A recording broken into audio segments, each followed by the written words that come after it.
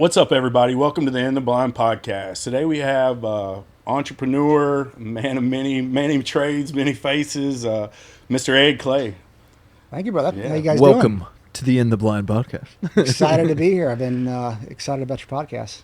Yeah, I was thinking, like, how do I introduce this guy? He's got his hands in so many different things, and you're obviously always been one of the smartest guys I know, and always love talking different topics with you and stuff, and you do a lot of important work. So we appreciate you taking the time from all that to be with us here today. No, thanks, man. I'm excited about your podcast. We were talking about it a little bit before, but this thing has so much potential, and Thank you. I think y'all will be in the top 25 in the next year or so. That'd be Hey, awesome. that's the goal. We're just enjoying the opportunity. Yeah. I mean, sitting down, talking to friends, and people we've known for years in the music business, just years in Nashville. Yeah. I was telling somebody this weekend that you were coming on the podcast, and he was like, "Didn't that guy on Dan McGinnis at one point?" I was like, "Yeah, I think so." And then I told somebody else, and they're like, "Yeah, the MMA fighter." Yeah. And then Yeah. someone else, and they're like, "Yeah, isn't he doing something with stem cells now?" Like, so it's pretty.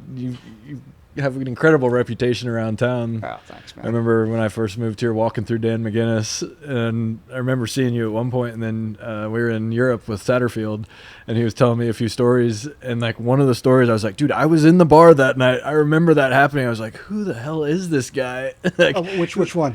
I think he went out. I don't know if he played for the Titans or Oh, whatnot. the fight I got in. Yeah. He Yeah. was telling me about that, and I was like, shit, I was there. I remember that. That's right. That was a funny night. Yeah. Yeah. Joe Rogan was with me. Yes, yeah. Yeah. Oh, shit. Yeah. But little they know, that dude's a fucking weapon. He is. Like, Joe is no joke, bro.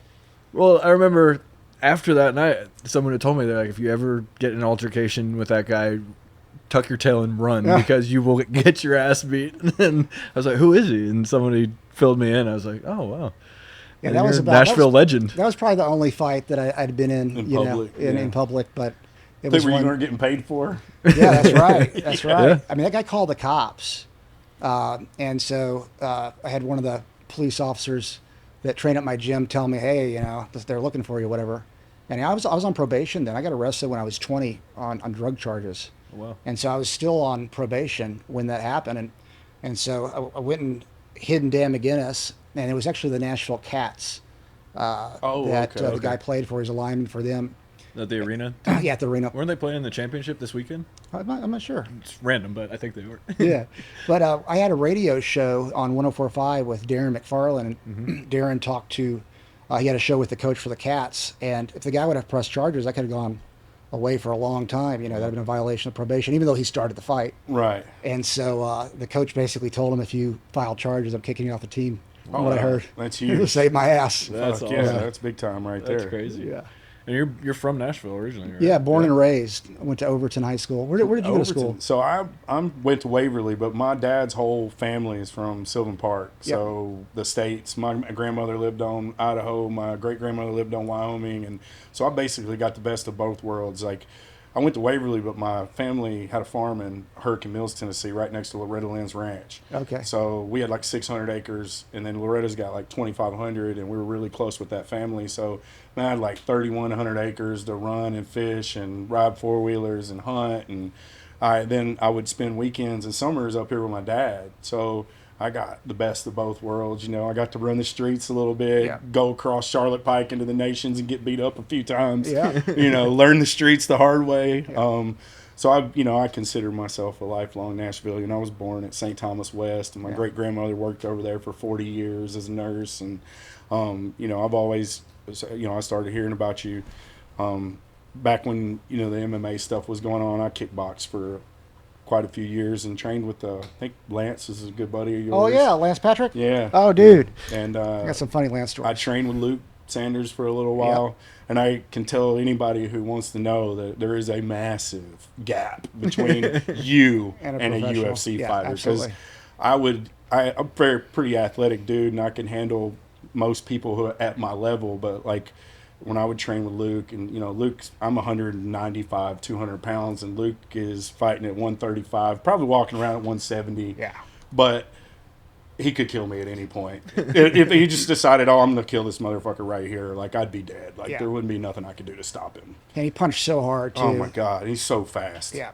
I would spar with him, and I was a lot bigger than him, but he was one of those guys that I had to watch, like, to not get knocked out. if he caught me. Oh, So yeah, I I'd was be very like, cautious with Luke. Fucking stop kicking me in the head, bro. Yeah. Like, come on. And he's a southpaw, so it's coming at your liver and your head. It's It's a bad tough, news, bro. Tough dude. How'd you get into MMA? I well- mean, you've told me before, but I've Yeah, my dad and uncle were both boxers. I mean, amateur boxers, but so we kind of grew up watching boxing constantly. He didn't want me to start boxing until I was 13, so started wrestling when I was 11. And was one match away from being All-American in high Nice. school. Wow.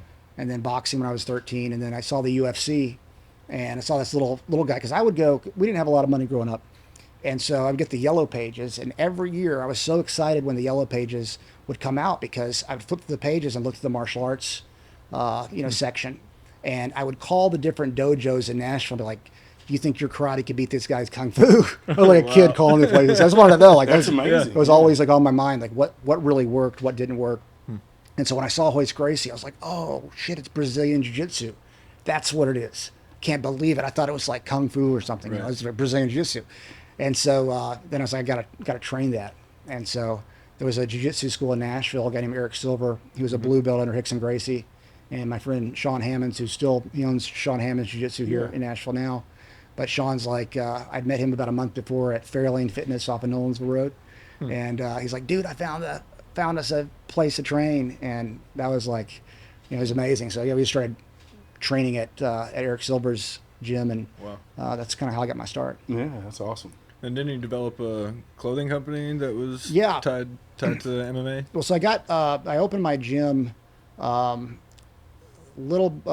after I got arrested. I was like, I had a choice whether I wanted to go down a bad road or I wanted to like fix my life. And so obviously I chose fixing my life. And so I opened up my martial arts gym about 8 months later. A guy named Dan Lambert, who owns American Top Team, I called him up and he gave me a $20,000 loan to open the gym. Wow. And then acquired the clothing line. Somebody was basically moving out of the country. They had a brand they kind of started, but it wasn't doing well, called Gameness. And then, built Gameness. We were the largest supplier of Brazilian Jiu-Jitsu martial arts uniforms in the world. Heck Sold yeah. that in like 2011, 2012. That's cool. How long did you have the gym? Oh, the gym, I sold it in like 2011. Around 2011, 2012, I sold both Gameness and the gym. So about 10, 11 years. And it was my whole life. I mean, my 20s were spent going to fights, every weekend. Yeah. And training. I was in the gym probably 7 hours a day, either training or training fighters. And, my goal is to build the best fight gym, basically in the world. And that's pretty hard to do, with all the competition. Yeah. And so I think probably when I sold everything, it was top 20. Wow. And the only thing that we hadn't done, had multiple fighters go to the UFC, but never trained a world champion. That was the only thing I was holding out for. But I'm like, you have turnover with fight teams. People will kind of steal your fighters, or gym drama that goes on. And I was in a rebuilding stage. I was like, do I really want to go through this again just to do that? And it wasn't paying that much money, Right. And so I was like, no, I'm not passionate about it anymore. So that's kind of when I called it quits. How long after that did you open Chipsa? 2015, so like 3 years afterwards. It was August 15th, 2015, 10 years ago. It's my birthday. So, oh yeah, Hell it's yeah. a great day, man. Yeah, it's awesome. We're having a party in Mexico if you want to come. Dude, I need to show up and be Yeah, like, might be your birthday Dad, party." thanks for doing all this, man. Exactly. So, That's incredible. What caused you to start the hospital down there? And I guess for those people that don't know, can you explain a little about what it was and what it's evolved into? And yeah. So, well, my mom was sick without options in the United States, and I'd read about a study called Coley's toxins for rheumatoid arthritis. It was from like 1923. And there was a hospital in Mexico that had it, but it had closed a couple years before. And so Scotty and Dedrick, my two business partners, we went and found the owner through a real estate agent, purchased the hospital from him, hired back the original staff. And so my mom came in a wheelchair. She left 3 weeks later walking. And she was in remission for 7.5 years until she took the COVID vaccine, actually. Really? So we've been battling it ever since. But that's that's a whole other story. But so we just built it from there. We kind of have a front row seat to what works and what doesn't work in the, let's call it, alternative field then. Right. And started messaging different immunologists and scientists, and just building a network and a team, because immunotherapy for cancer just 20 years ago, as Franco Marincola, our chief scientific officer, says, 20 years ago, what I was doing wasn't considered real science. And, it wasn't until 2018 when immunotherapy for cancer won a Nobel Prize that people really started taking it serious. But this hospital had been doing it for, 35 years before that. Yeah. And so we kept building the team and got a really good scientific advisory board. Franco was on that. And then, we just recently remodeled for 2.5 years, but put everything into place that you would need to take a shot of actually curing cancer. And so I think, the goal is 5 to 7 years, have 2/3 of solid tumor cancers cured. Wow. And if you would have asked me, 2-3 years ago, did I think that was possible? No, but with where the technology is at right now, we vertically integrated everything. So we have all of our labs in-house. There's not a better place in the world to go to if someone has cancer and they need testing for their tumor to find targeted treatment. So we have all the next generation sequencing. We've got leaders in the field that now work for us full time as our chief scientific officers, our chief innovation officers, that are leaders that know how to run this equipment to where we can really profile the tumor and know the best way to attack it. And so that's what we built. Do you guys specialize in certain types of cancer, or are you more effective with certain types of cancer? Yeah, so this is for solid tumors specifically. So Okay. any solid tumor, we would be able to test and treat. And Have you found that any of those immunotherapies and those treatments work for non-solid tumors and other cancers like blood, leukemia, bone, skin? Well, so one of the things that we're going to be putting together, over the next 3 to 6 months is we're launching our new cancer treatment program. Right now, we're not treating patients. Gotcha. We're just doing the diagnostics. Right. But we have 5 cellular manufacturing clean rooms where we can make, custom cellular products for people. Right. And so CAR T cells, for instance, are FDA approved. It costs about $500,000 a treatment for blood cancers. It's curative in blood cancers in about 65% of cases, depending on which cancer. And so we're looking to bring that product to market in Mexico for under $50,000. So instead of $500,000, so that will be something that we do in the future, but it's just not something we're doing now. Yeah. Where does that cost come from? Is it the equipment, or is it the just finding manufacturing places costs? that- There's a lot of ways to cut the cost, but it is very expensive to manufacture. Right. I mean, the pharma price is probably $300,000 in manufacturing. So- Yeah. Wow, that's incredible. My father-in-law, he has Lynch syndrome, which makes him like 50% more likely for intestinal bowel type Cancers. So that's why I was curious. I may have to send him. Yeah, we can do some testing for them. Yeah. I mean, there's a lot of testing that we can do. Yeah. Nice. How did the stem cell side of what you guys are doing, how did that come about? Was that looking for treatments to cure cancers and stuff, and then finding that would... Stem cells isn't for cancer. We started looking into it around 2018, 2019, then had to get all of our licensing and those type of things. And we launched it in 2021. And so for musculoskeletal type issues, we knew that if we built a great stem cell lab, we could also build it for our cancer cellular product lab. So, and then that blew up. We're now the biggest stem cell company, out there right now.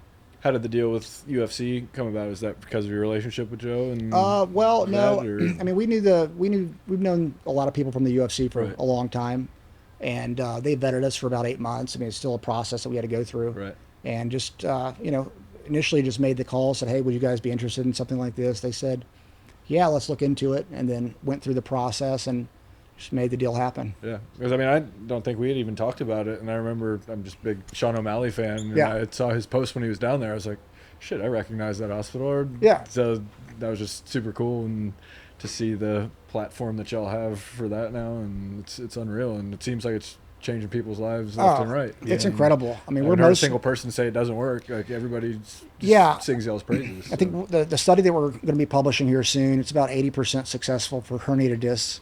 And so Really? that's what we're most known for. Huge, yeah. We do a lot. I mean, got 3 million disc surgeries a year. Yeah. And that'll probably be the first one that we try to get approved through the FDA because we have such great data. Now we just got to translate it to a format that the FDA will take. And still have to run Well, a that's phase probably why 3. big pharma and big hospital don't like you guys too much. Yeah, that's right. I mean, it's what we're doing is very disruptive. Yeah. I mean, the model that we have set up, we can run a clinical trial in 6 months, where it would take 5 years to get to the phase 1, place. So, So feel or that it's easier to do that in Mexico than it is here. They put a lot of hoops in the United States yes, in place that are impossible to jump through to do the stuff here. yes. So I mean, you can get a cellular manufacturing license in Mexico, and stem cells are legal. So, but to run trials, you have to have a CRO, which is a clinical research organization.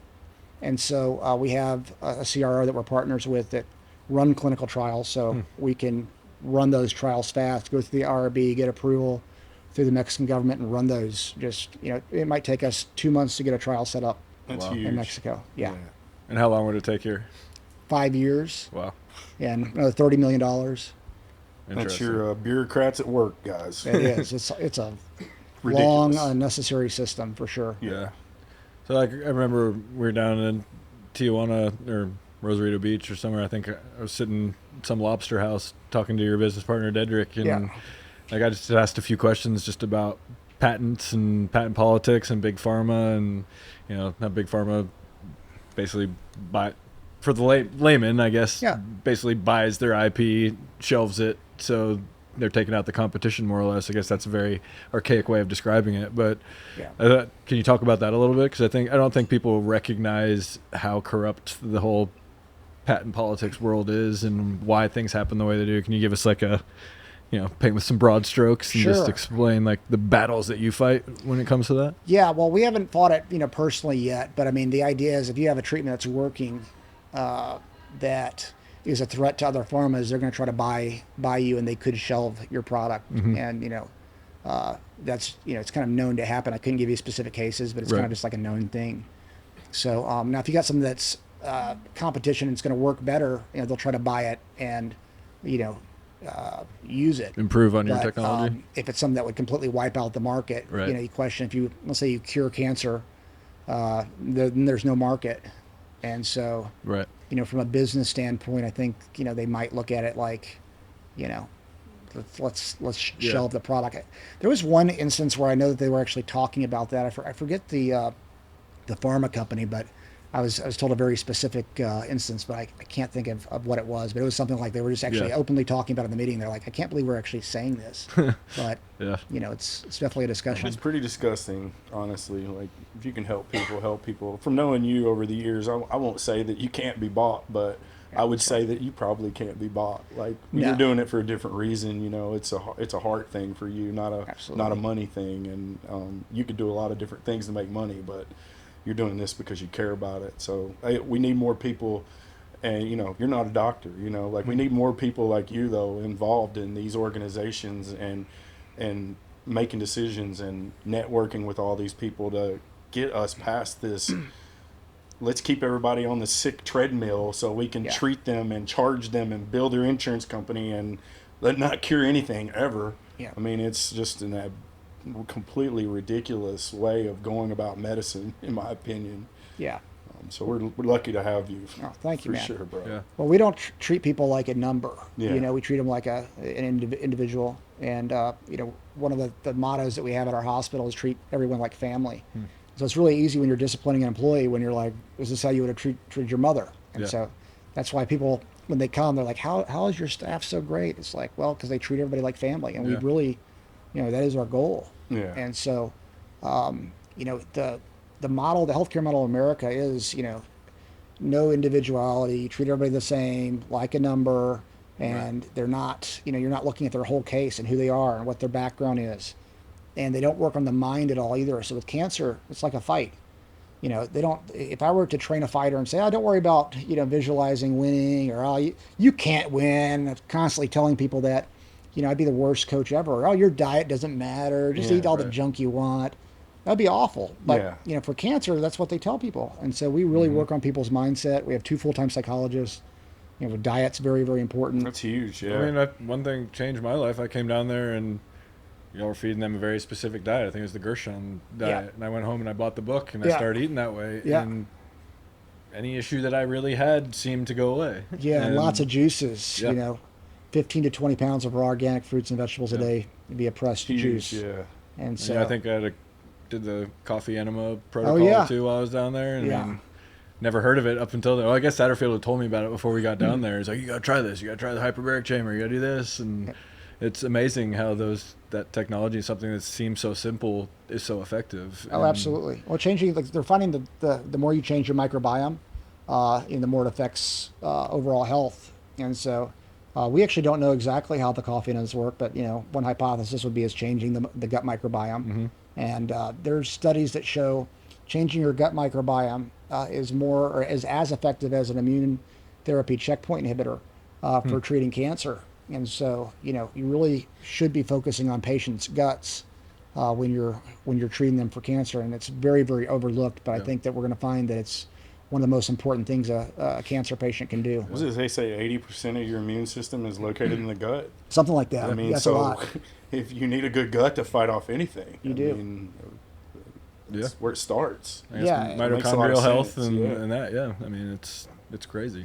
Yeah, and there's a doctor out of San Diego that's studying the gut microbiome in the COVID vaccine. She's showing how it strips one specific very important bacteria, and that could be, why it's causing so many immune problems in the body. And so, In your research and your experience, I mean, there's, depending on where you look, there's all kinds of information, but I'd say there's a lot of data tied to these turbo cancers, as they're calling them now, that are popping up mainly in people that have received 1 to 2 doses of the COVID vaccine, and it's very prevalent in people that have over 2 doses. What is that? Is that from that same I think it's immune bacteria being suppression. stripped? I don't think that the COVID vaccine is actually causing the cancer to grow. I think it's causing an immune suppression. Okay. You And have so- no defense. Yeah, and so cancers are growing, before we can see them in imaging, for probably 10 years before. So it's been there a while, and it's growing, and those type of things. And we have cancer Didn't cells in know our that. body. That's incredible. Oh yeah. Yeah. 10 years it's present before you can see Yes, and the immune systems, or the cancer is growing in a way that it evades the immune system. The reason cancer grows is because the immune system doesn't see it. So it has all these, it's putting all these things out to keep the immune system from recognizing it and killing it. Because we have cancer cells floating around our body that our immune system's killing all the time. Right. And so I think it has to do with something like with immune suppression, and it's causing that immune suppression, which then allows the cancer to grow even faster because the immune system's not killing what it sees. How do you think stress affects the patient when they're trying to beat cancer or whatnot? Yeah. Is it a big factor as well? Absolutely, man. I mean, think about, you get a terminal cancer diagnosis. It's got to be extremely stressful. Heavy, yeah. And you're facing potential death. And so Or mortality. that's why I think the mindset is so important, that we should be training their minds. Let go of whatever you're holding on to, go forgive people, Yeah. really let that go and focus on healing your whole body, not just fighting your And your cancer, mind, yeah. I healing your remember I was mind. a kid, my mom got diagnosed with cancer for the first time. I remember this like it was yesterday. I don't have a ton of vivid memories, but Sure. I remember my mom and dad ushering us into the family room, sitting us down on the couch. My mom just tears streaming down her face, and she's like, "Well, guys, mom has breast cancer." Yeah. And she starts crying, and I remember her saying, "I'm gonna die." Mm. And it was like getting a cancer diagnosis at that point was like a death sentence. Yeah. Yeah. And maybe it's just because we didn't know as much about it back then, but now Yeah. it doesn't seem like that's necessarily the case. But anyone that got diagnosed with cancer back then, it seemed like they were all dying. And Yeah. there wasn't a treatment option. And so for me, I just remember you hear the word cancer and I immediately just associate that with death. And Yes. as a kid, totally just changed my entire life, my outlook on life, my outlook on everything. And again, it's such, for my mom, it's like she had already started planning her funeral. Yeah. And she survived that, and then survived 4 other kinds of cancers, and then drank herself to death in the end. Like Oh, that's what took her. But it was wild to me that it seemed like you just had all the odds stacked against you, and there was no chance that you were going to be able to beat this. And you're starting with one foot in the grave, it seemed like, Yeah. on an emotional level. So It is. The mindset is key. And, early detection, if you catch something at the stage 1 level, it's generally curable. yeah. So, I mean, catching it early is key. There's different types of breast cancer. Some are more dangerous than others. Like triple negative's the worst. Right. But there's a lot of good treatments out there, especially if you catch it early. Yeah. Surgery, cutting the Yeah. cancer out, has cured a lot of cancer. Yeah, man, I've had bad experience with my great aunt. She had breast cancer, and I know it's really difficult for women to have a mastectomy. Oh, yeah. I'm sure mentally it's so she didn't want to get both of them taken out, so she only had one removed. Well, 5 years later, bam, she got breast cancer on the other side. Now it's spread, and she's the prognosis is not great. Yeah. And it, in hindsight, it's like, golly, why didn't you just take everything. them both? Like, who cares? Like, you're 50 something years old at this time in your life. Like, I mean, you're not out there doing a Playboy spread. Yeah. Like, Right. like you don't need them for anything. Like, why even play with that? You're just playing with fire. And the little area, the town we were talking about where I grew up, Waverly in Humphreys County, Tennessee, our cancer rate is like double the national average because we have, and this is my opinion, we have 3 large factories in that town. We have a DuPont, a Tennessee Valley Authority, TVA, and an inland container paper plant. All of them are on the river. Yeah. It's a small town of like 3,000, 5,000 people, and the cancer rate's double the national average, and these giant factories just happen to be located on the primary source of water. Yeah. Like, that's not a coincidence in my opinion. Right. And like I've told my best friend, like, who still lives back home, I'm like, bro, get the fuck out of there before you die of cancer, bro. Yeah. Like, it's too much of a risk, like, in that area. Like, it's hard to escape it. That's another very sad thing I think, our government fails at is protecting its people from these giant corporations that produce plastic and electricity and paper, and the things that they use to produce these things are very contaminant. Yeah. It's there's too much money involved to regulate. Yeah. I mean, just think about all the plastic bottles. Like I'm drinking out of one right now. I mean, The microplastics is getting crazy. it's crazy, like Yeah. what they're finding. They're finding them in the brain. I know. I mean, like, and how long has that been covered up? Because they knew that before. For Yeah. sure. And so that's one of the things I love about what RFK is doing is, really going after them, and he's going to be shining a light on a lot of this stuff. We're already seeing it with the food, Yeah. but we'll see it hopefully with the vaccines. Get real data out there, Right. let people understand what the risks are, what they aren't even, Yeah. like what is really going on. And I hope he takes on the plastic industry because we got to do something about it. Yeah, it's bad. I have a question for you.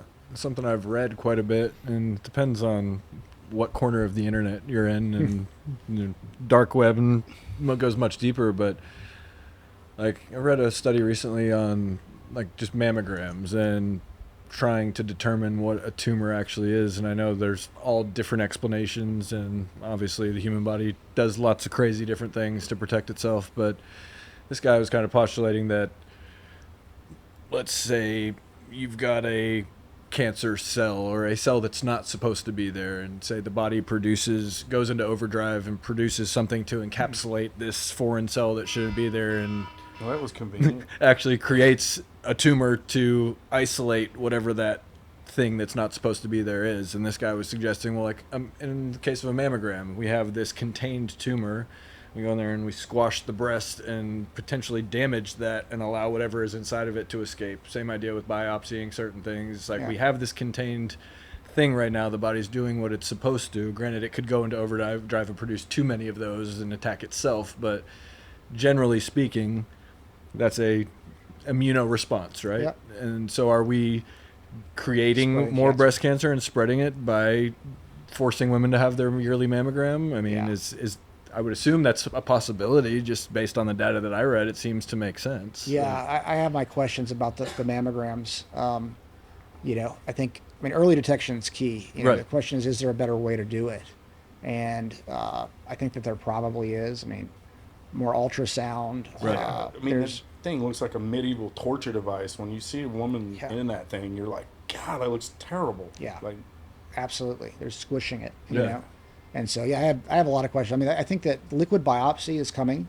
So Okay. we're pretty close, I think, within the next 5 years. How does that work? Yeah. It's, Blood test that looks for circulating Markers tumor that shouldn't be cells, there? circulating tumor DNA, different methylation patterns Okay. that can tell. And I think, the next really 5 to 10 years, we should be able to have a blood test for pretty much every cancer. And Wow. then, that will eliminate the need for that. It's not there, the technology's not there yet, but it's pretty darn close, I think. Wow. And that'll be a game changer. Because once you start having a blood test that everybody can do to see if they have, early cancer, you can then get ahead of it. Big get time. way ahead of it, and you'll see a drastic reduction in cancer deaths once the early detection comes. That's huge. Yeah. One thing I remember, basically, the Gershon diet, one of the biggest premises, no sugar, more or less, right? And have you guys found that sugars feed tumors? I'm not sure about that. I mean, I think like the high fructose corn syrup is really bad, and you should always limit your sugar intake Right. anyway. But I'm not sure about the direct correlation to, because there's sugar in the juices, for instance. Right. Now it's Right. natural sugar from juices. So I'm not sure it's just the sugar, but I think the high fructose corn syrups, the unhealthy diets with a lot of sugar. Right. If you're taking sugar via fresh pressed juice, Right. I think that's a lot better than. Yeah, the body definitely processes it And differently. I can speak to that as a Exactly. type 1 diabetic. I check my blood sugar 25 times a day. Yes. So when I can drink actual raw cold pressed juices and there's no spike in my blood sugar, it's a very gradual, predictable curve. Yes. But you throw some type of Eat a Snickers. Yeah. or anything that's a gummy of any type with that high fructose corn syrup, Yes. spikes it. Potatoes spike it through the roof like crazy when you get it from a fast food restaurant or Right. in a barbecue place. But yeah, if you actually make the potatoes yourself at home and cook them a certain way, it doesn't do that. So Yeah.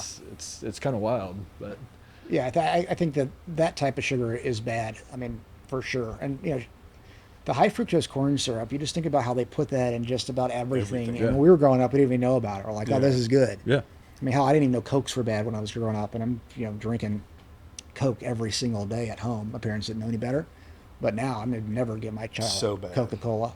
Yeah. Every now and then, maybe once or twice a year, I'll get one of those Mexican Cokes. Those Yeah. are, Just at as least a they have the treat. real It's different cane down sugar. there. Just as a I'm freak. like, dude, just go back to the original recipe with the cocaine. In it. Like, if you're gonna do it, just you do it. do it all the way, baby. I saw a Yeah. meme last night. It's a Talk woman about that having a says- pop. Yeah, exactly. And she goes, "Oh, I've got the sniffles. Looks like a little bump is in order." Exactly. And go to the doctor to get prescribed blow.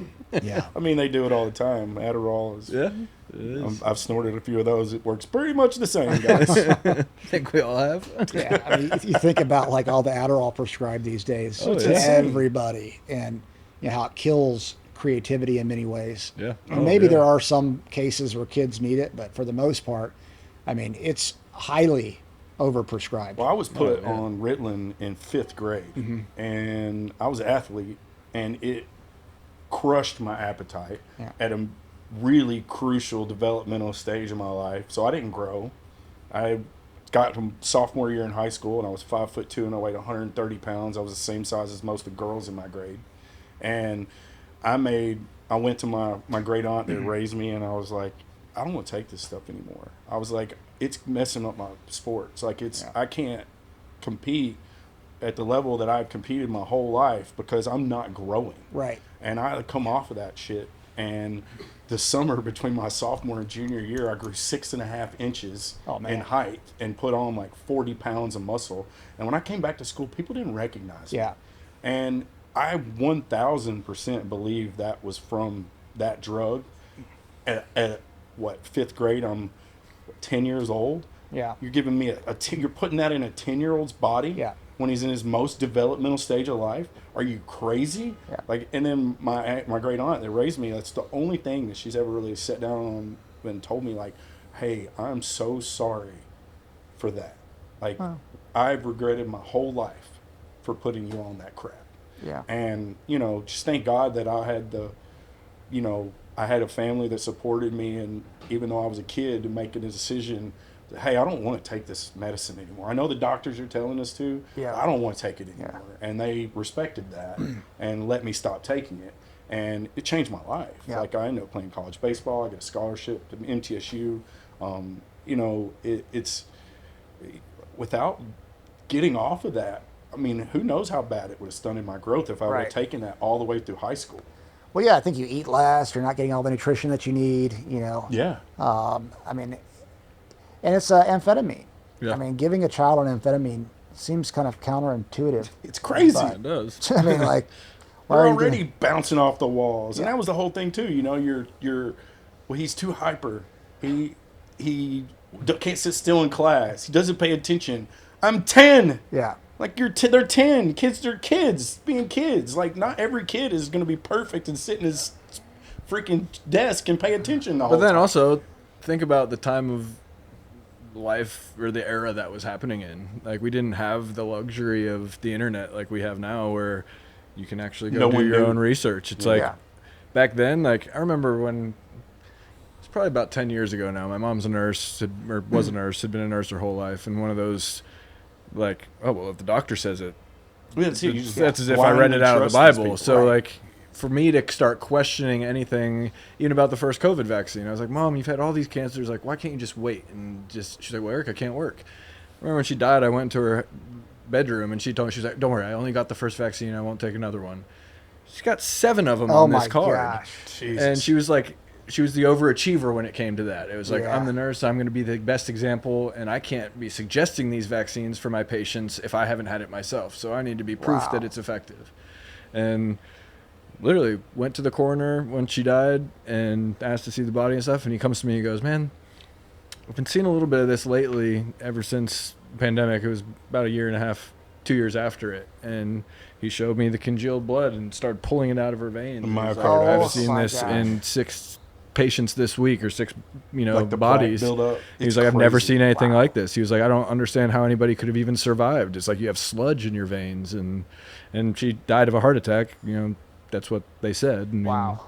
They found her. She had a bunch of alcohol in her Well, I system think that also. But study in Florida that just got released like last week said that they think that not the Moderna but the Pfizer vaccines killed almost 470 to 600 and something thousand people. Oh, wow. well, Like, I hadn't seen that. I just read that. I read it last week and read it again this morning.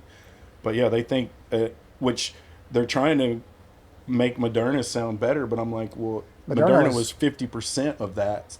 Yeah. So Moderna killed 300,000 people. So now you're already talking about 1 million just from this one study. Yeah. And And it's then so hard to really get to the bottom of it because, Yeah. all-cause mortality rates, and obviously it changes from year to year also. But then when you start looking at the flu data and stuff from those couple years, it just seems off. It's Like horseshit. nothing makes sense to me. Well, So- now they're showing this year's flu vaccine increased the risk of getting the flu. Yeah, I saw that. That was Wow. pretty wild. And, the COVID vaccines, they were rushed out. And one of the things that I didn't love was they were using mRNA. And I've been researching mRNA for a long time. I think it has actually potential in Agreed. other things, Yeah. cancer specifically. But Well, if it can Deliver- write things and change things in a negative way, you would think that it could have the opposite Exactly. if effect, it's right? designed properly. but maybe study that in terminal patients Right. Yeah. rather than billions of people. Right. healthy guinea Yeah, pigs. exactly. That's crazy. And part of the reason, at least from what my science, so our chief innovation officer is a guy named Ali Asadi. He was chief of innovation for Illumina, which is the biggest next generation sequencing company. And so he makes oligonucleotides, mRNA, antisense, different types of oligos. But it's the lipid nanoparticle size that he said is really the problem that he sees. So if you have the wrong size lipid nanoparticle, it's going to get dispersed in different places. Right. I mean, they're finding it a lot in people's hearts right now. And so hence why they would get myocarditis, or Right. a reason they could get myocarditis. And so they really rushed it out. And, And that's something they probably would have figured out pretty early on in a clinical trial. they would have figured this out if they would have run a legit clinical trial. Yeah. And it didn't make any sense to me why they were giving kids the vaccine. And when Right. I looked at the data, 65 and up, it was killing a good amount of people. I mean, not as high as they Especially initially with the thought. underlying health conditions. Absolutely. Pre-existing conditions, 65 and up. Hence why I looked at my mom and dad, and we made a decision kind of as a family, like, I was very outspoken against it in general, but I'm like, okay, well, these groups are, the highest risk, and it makes sense, at least with the data that I saw. And we actually told her RA doctor, her rheumatologist, that it could, reactivate her RA. We knew as a family. So when it happened, I wasn't that upset because, we made an informed decision and Right. it happened. You Yeah, got to take you knew responsibility it for was a those things. risk, yeah.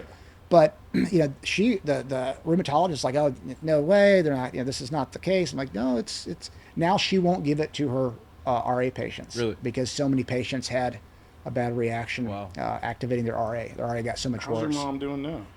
We're battling right now with her. Battling, yeah. She spent 3 weeks down in Mexico. We're focusing on diet for her. But it's been tough. I know she's been a big part of the things you do. She ran the gym for a while. Oh, didn't she? yeah, I mean, dude. she's She was a promoter, a fight promoter, Yeah. but she was very involved. She was my business partner Yeah. in the gym and clothing line. And, really, if it wasn't for Well, my I remember parents. when you were gone, like, she's the one there. Yeah. You know, I mean, because I trained, I think we may have talked about this in the past, but I trained over at Nashville MMA for a while. Yeah. That's how I know Lance and Yep. my boy Alan Kleiner and Luke and Yep. all those guys. But, yeah, your mom was, that's why I asked about her. You know. Yeah. Now she's she's doing all right, but battling right Yeah, now. tell her we said hello and we're I rooting will. for her, man. She'll- We'll definitely say a prayer for her. I appreciate that. Yeah, She'll, What's the biggest struggle for her right now? it's just getting it under control. Yeah. Man. I mean, it's like you get ahead and then it comes back, and it's really hard to stay on something like Gerson therapy all the time. Right. And so it's like balancing how much of the diet she can do and how much she wants to enjoy her life. Right. So, but then she can't do anything if she's in so much pain. Right. And she's really tough. She never complains. Dude, RA is my mom is pretty much debilitated by Yeah. it. And maybe we should talk about Oh, that yeah. some. I would love to be able to give her some kind of help and relief because she hasn't been able to get anything from traditional medicine here in the States. And she's like Martha Stewart. Like if you walk into their home, it looks like a country living magazine. Yeah. And over the last several years, like she can't really cook. Her hands are almost unusable. Yeah. And her feet, like she's literally growing bones through the bottom of her feet, so she's like walking on rocks Yeah. all the That's how time. my mom is. I had no idea until it affected her what Yeah. RA was and how bad it really Bruh. is, and it's incredibly debilitating, and it's just sad to It watch is, it man. shrivel people down. Yeah. I mean, Has she she's had- gone the biologic route at all to try? Yeah, I mean, that's the thing. That's why we, opened the hospital. It was really for her, and she had failed all the standard of care, and she got multiple staph infections due to the side effects. She got tuberculosis due to the side effects. She broke her back on a short fall due to the side effects. So it's like, it was just killing her. The medicine was. Right. And so when we put it into remission, which was amazing, and she had 7.5 great years, and so it was, she had a great quality of life for the longest time, but with the vaccine, I don't know if if it has to do with something like somehow the spike protein is still circulating, Right. we can't get. I don't know what it is, but I mean we can get it under control. We can alleviate her symptoms, but as soon as she gets off the diet, a little bit, it's tough. So it's Right. it's a balance. And as far as like when you're talking about the lipid nanoparticles, Yes. would that spike protein and the size of it fall under that category in the sense that, say, it's collecting in the heart and staying there, but not anywhere else systemically? Like, are y'all finding Yeah. that is the case, or I don't know. I mean, the LNP would have already made the protein. okay? So, but somehow those spike protein are still circulating in the body, and so And the human and our immune system isn't capable of recognizing that it as does- a foreign that's body. probably that's- the issue. Is it does recognize it and it kicks the immune system in, Gotcha. so it causes an overreaction in the immune system. 'Cause that's what But RA still is. RA RA able is to your eliminate it? immune system turning on your own Yes. body. So, So is Matt- that where the dysfunction happens, when the immune system is in overdrive, yet Yes. it still can't get rid of that, so it stays in overdrive? That's and exactly just- right. Okay. Yeah, that's kind of how RA works, even Yeah. outside of, let's say, a spike protein. But like, it's seeing an antigen and it's just Right. not shutting off. And so, they give you immunosuppressants. That's what the biologics are, immunosuppressants. And but it's the side effects can Then be they make you awful. more susceptible to other infections. things. So it's like a I mean, catch-22. Right.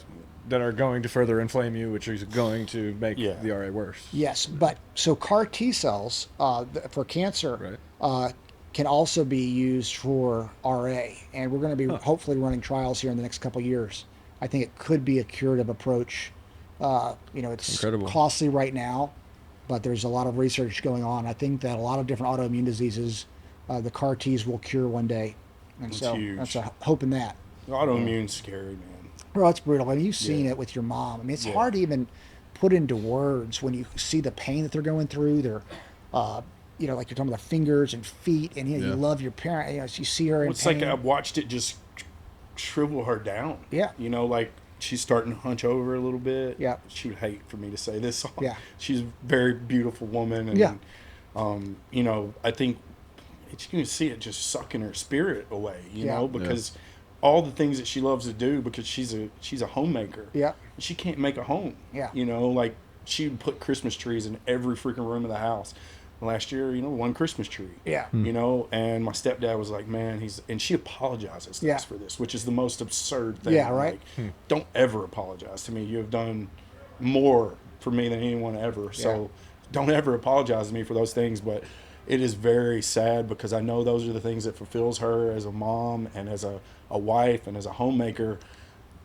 She hasn't worked in 25 years. That's what she does is fulfilled by. Yep. Yeah. And to see that taken away from her, it's really it's tough. with It's your brutal, mom, man. it's just, and then it's your mom, dude. Yeah. It's like the most important person in your world. Yep. I'm a piece of her. Yeah. So it's definitely difficult, man.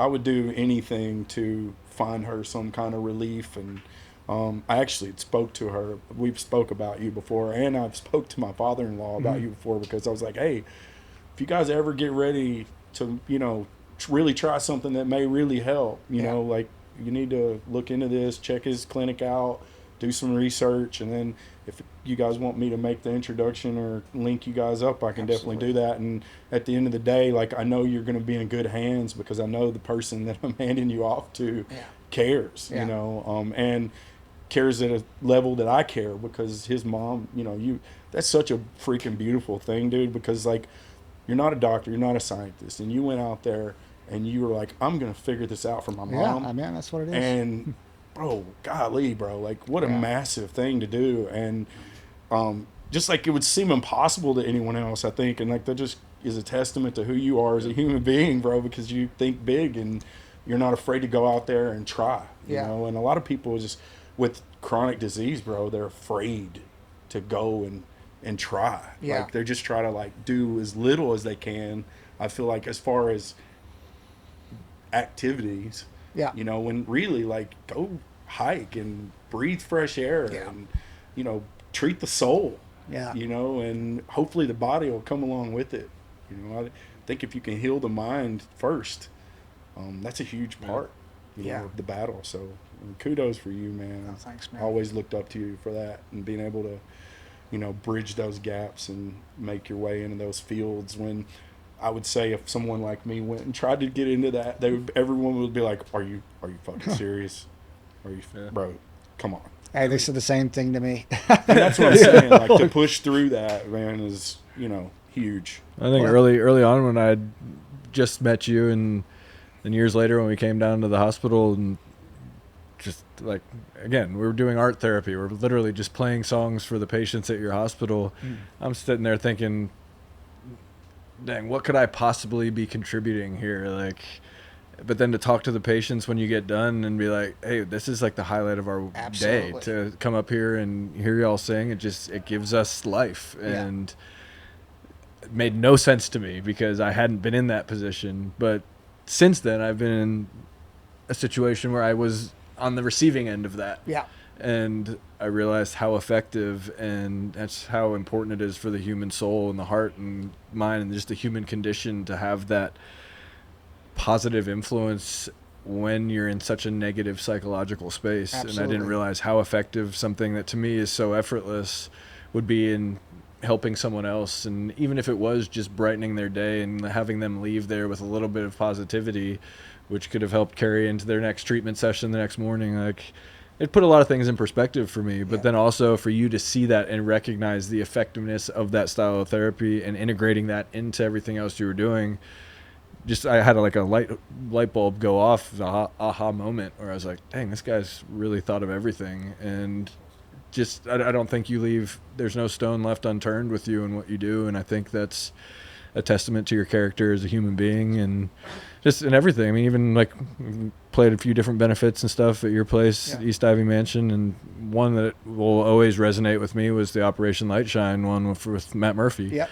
And hearing those guys up there just kind of spill their souls and seeing grown men just with tears streaming down their face talking about the importance of the operation and saving the lives of these little children that literally have no you and that team were the only people in the world really looking out for them. And there's so many hundreds of thousands, probably millions of those kids. And I say all that just to shine the light on something else that's good that you're doing, because I mean, you have so many different initiatives that you work with, and every one of them, at least from my perspective, is above board, and you're in it for the right reasons, and it's inspiring. I'm proud to call you a friend just because just what I've seen you do in this town and for your community is really incredible, and Nashville's lucky to have you. You truly do make a difference, man. Like, there aren't a lot of people that really do make a difference. You certainly do. Right? Yeah. Oh, thank you, guys. And even shortly after that, you'd introduced me to I had some political aspirations and met with a couple field representatives after that you'd introduced me to. And then oddly enough, had some people coming out of the woodwork in the political world. And I was like, I don't know if this is the direction I really want to go. Like, some good things start happening, then some really bad things happen. And, but even that, just you're so connected. And even that, like the guy that you hooked me up with was a great dude, and then some shady characters came up after that, but even that, I mean, he couldn't say enough nice things about you, and just your character speaks for itself, and your reputation is pretty impeccable. So thanks, man. The thing is, like, I feel like with one of my favorite quotes is "when in doubt, focus out." And so, like, we can get stuck on ourselves and thinking about woe is me or all the problems that we have, and but when we're outward focused, that's what brings us real joy, I think, when you're doing for others. Like, if you're feeling bad, when's the last time you felt bad feeding the homeless? Like, go feed the homeless. Go do something that's good for other people. And so I think a lot of people's mindset is, if I do something for someone, that maybe they should do something back for me. But I think that takes away from, really the essence of what we're doing and happiness. Like, if I'm doing for somebody, I don't care. Like, people are like, oh, well, I'm like, oh, nothing, dude. Like, maybe one day I'll, hit you up, and this is what friends do, or this is what good people do that want to see the world a better place. And I genuinely do. I want to end the suffering. I was talking to our moms, like, my God. Yeah. Even hearing your story, I was getting choked up just thinking about the pain that I've seen my mom go through. And, very few people understand that unless they've seen it firsthand. Right. It's brutal, bro. The worst part. Like, just seeing someone become a shell of themselves. Especially when it's your mom or your dad, it's tough, man. It's heavy. There's no doubt about it. It just, man, I wish I was as brave as you are. Was able to go out there and fight these fights and get into these conversations and do more. But so here's the thing: you can. Because you can get involved, and you can, like, you're even talking on this podcast, this might wake people up on, what people with RA are going through. Yeah. Or if they have a friend that's going through it and that doesn't talk about it, maybe they can offer them some support. But that's what it's about, really. I mean, it's like, Chris is in town, we're talking some business, and, we could sell everything right now and do, generational wealth upon generational wealth. And that's not the mission. It's like, how do you cure cancer? Like, how do you end the suffering of herniated discs? Now as we're talking, I'm like getting fired up internally about CAR T cells. Like, damn, I got to make this happen. That's what I'm thinking. Like, got to make this happen. But the more that we see things that we can help and we do it, I think it makes it makes a difference all the way around. It's healing to me.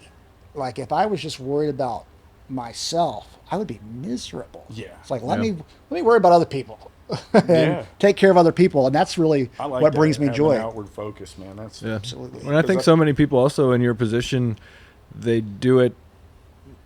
not necessarily for the wrong reasons, but that is a kind of a very transactional tit for tat type thing. Well, Yes. I did this, and they keep track of all the things they did, and Exactly. now I'm not doing a damn thing until you've checked, the box 10 times, and Exactly. then we're on even playing field. Then we can start again. That's no way to live. No. It's not, man. We should just want to give and help people, and if not, we're not being authentic. Yeah. And I think it's important to be authentic, like really want to, help people and Yeah, I have use your network, Yeah. to help. I have an attorney friend, and he's a really great friend, and he helps people out whenever I send him. If they can't pay, they can't pay.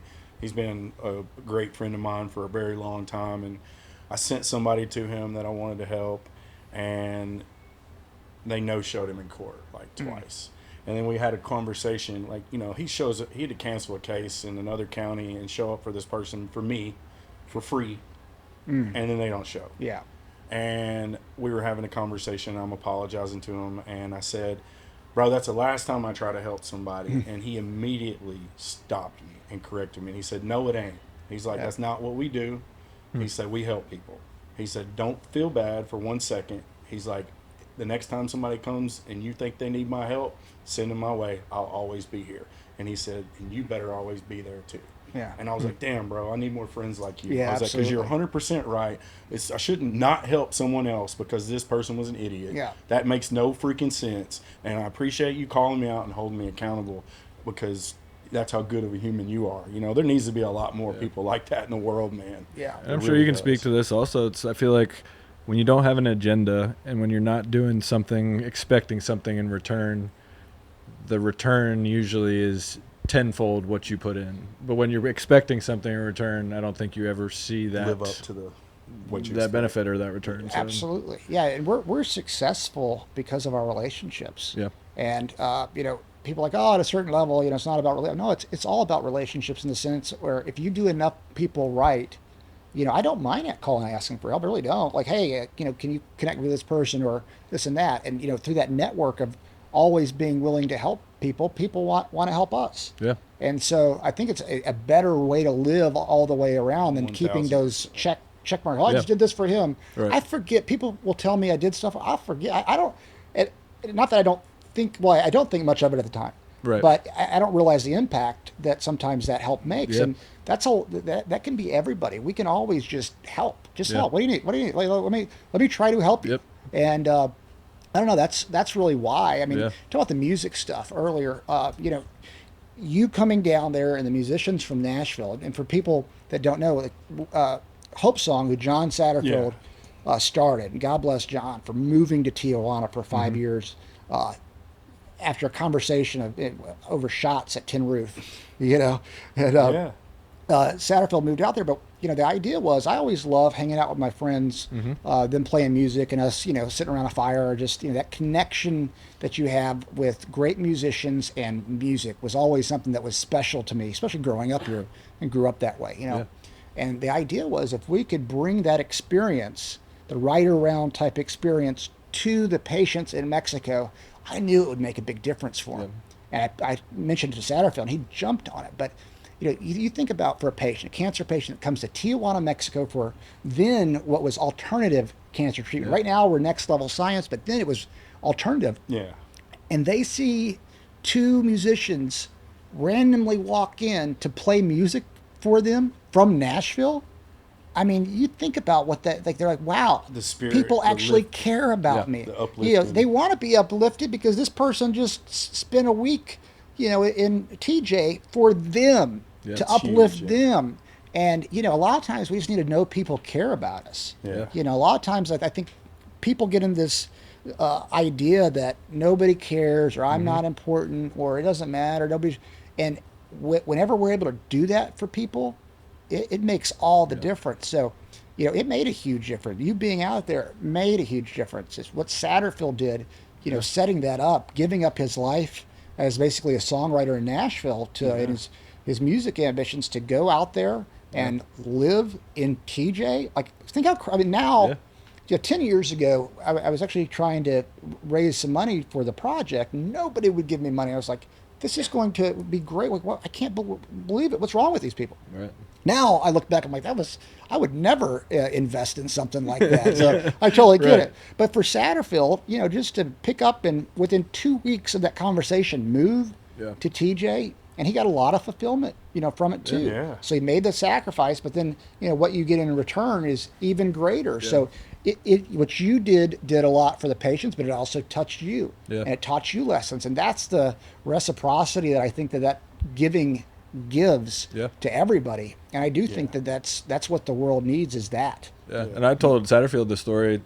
Like, I had the opportunity as a kid to spend a lot of time in Eastern Europe, and my mom was a nurse. She ran an orphanage in the city of Arad, and we had this camp up in the mountains that me and my dad worked at and did all the music and stuff for. And these orphans would come up, for a week of camp for the summer, and it was like the highlight of their year. And we always, we were a missions team coming from the States, going to save these orphan kids. And every time I came back, I felt like I was the one that got the saving. Yeah. And it impacted me more just to see how happy these children were with nothing. And I'm this jaded little, middle school student from the U.S. that thinks I know everything, and I go over there and everything I thought I knew was destroyed. Yeah. And I had lost that feeling, and the first time I felt it again was when I came down there and got to experience that at Chipsa. And, like, again, thinking on the front end, I'm going down here to do some good work, and turns out after talking to those people, I'm the one that left with a, fresh take on life, and my heart felt like it was full, and I was renewed and in a different place. I'm not the one with cancer, and I felt like they were teaching me and teaching me how to be grateful for my situation, and it was just wild. And I think to see the positivity in those people, and if I was maybe in any way able to contribute to that a little bit, what they gave back to me was so much more rewarding than anything I was doing. And I felt like what I was such a small piece of that. It's just incredible. And it goes to show you how that positive energy and that vibration is such a real thing, and frequencies are healing, and there's so much more in depth to that we just gloss over it and barely scratch the surface. But I think there's so much to all of that. And so thank you for having us, because that was really it was a life-changing experience for me, and awesome. Also to get so much closer with John while we were down there also, and see his passion for it, and hearing his stories about all the different patients that had literally changed his life was incredible also. And hearing some of his stories about people that have since passed away that he became really close with was, and literally watching him cry, telling me a story, I'm like, holy shit, these people really have changed your life, and vice versa. So it's really, really such a cool thing you've done. Yeah, thank you. My wife has pretty much the same feedback. I know Tay has been down for you guys a couple times, in the Hope Song thing, and she was just like, it's the best thing I've ever done in music. Awesome. And like, I was like, that's pretty crazy. I mean,